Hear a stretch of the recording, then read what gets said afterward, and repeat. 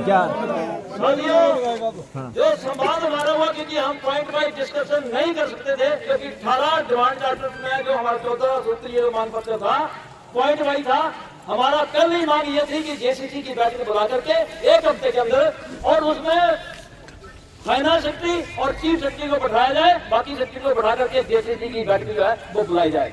तो मुख्यमंत्री महोदय ने ये मानने वाली बात है कि विधानसभा सेशन के बाद 1 हफ्ते के अंदर आपको रिटर्न कॉल आएगी और जेसीसी की बैठक जो है ज्वाइंट एक्शन कमेटी की जो है बुला करके ये सारे मसले जो है उसमें सॉल्व किए जाएंगे।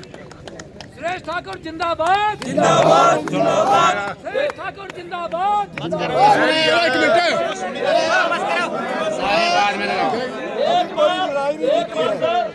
एक बात बड़ी स्पष्ट है कि हमने जो बात की है बिल्कुल तरीके से की है, और वहाँ एक बार मुख्यमंत्री को उठा दिया था कुर्सी से, उठ करके जाने वाले थे जब हमने बोला है, और दोबारा हम भी बाहर आ गए थे, लेकिन उसके बाद उन्होंने बड़ी गंभीरता से सोचा कि अगले परिणाम क्या होंगे, क्योंकि आप लोग जो है हमारी फोर्स यहाँ पर बैठी थी, इसलिए जो कुछ भी बातचीत बनी है वो ठीक है, मेरे हिसाब से ठीक है।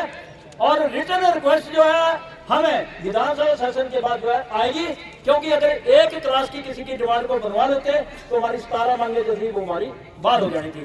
इसलिए पॉइंट वाइज हमारा डिमांड चार्टर जो है वो डिस्कस करेगा, और जेसीसी की बैठक जब होगी तो आपको मान्यता जो है ज्वाइंट एक्शन कमेटी की मिल जाएगी सरकार की तरफ से, और संघर्ष हमारा जारी रहेगा। संघर्ष हमारा जारी रहेगा, ये नहीं छोड़ना कि सरकार हमारा वापस हो जाएगा। अगर विधानसभा सेशन के 1 हफ्ता के बाद हमें रिटर्न कॉल नहीं आती है तो फिर हम शिमला के लिए कूच करेंगे और आर पार की लड़ाई फिर हम लड़ेंगे। जिंदाबाद जिंदाबाद जिंदाबाद जिंदाबाद जिंदाबाद।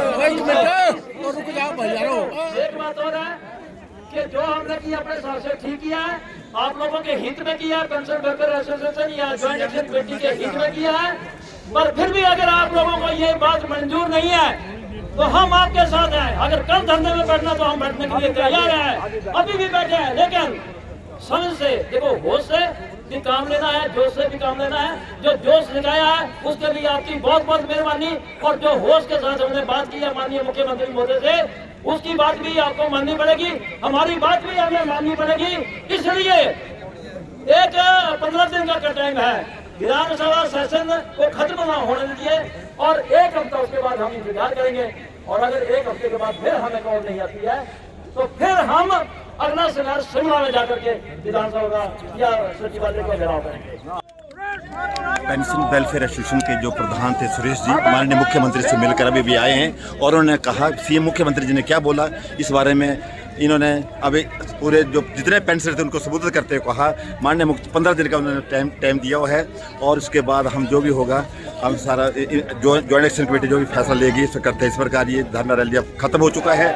वो प्रदेश के दूर दूर से काफ़ी लोग यहाँ पर कम से कम 2-2.5 हज़ार लोग यहाँ आए थे और धरना प्रदर्शन किया। इस प्रकार मैं इस पर मेरे साथ इस पर भूपराम जी हैं। सर आज हमारा धरना प्रदर्शन जो था और विधानसभा का घेराव भी था, और घेराव के बाद माननीय मुख्यमंत्री ने हमें वार्ता के लिए बुलाया और ये कहा कि अभी विधानसभा सत्र चल रहा है, और जैसे ही सत्र होता है उसके 10-15 दिन के बाद आप लोगों की हम बैठक करेंगे, जॉइंट कंसल्टेटिव कमेटी की मीटिंग बुलाएंगे, और जितने भी आपके मसले हैं उसको हम सेटल करने की कोशिश करेंगे। ये आश्वासन माननीय मुख्यमंत्री ने दिया है। ये थे भूपराम जी जिन्होंने बताया, माननीय मुख्यमंत्री से मिलकर आए, इन्होंने बताया कि हमारे मुख्यमंत्री ने हमारी सुनाए और भी थोड़ा करते रहेंगे। पंजाब दस्तक से सुरेंद्र सिंह राणा, देखते रहे पंजाब दस्तक। मैं हूँ सुरेंद्र राणा।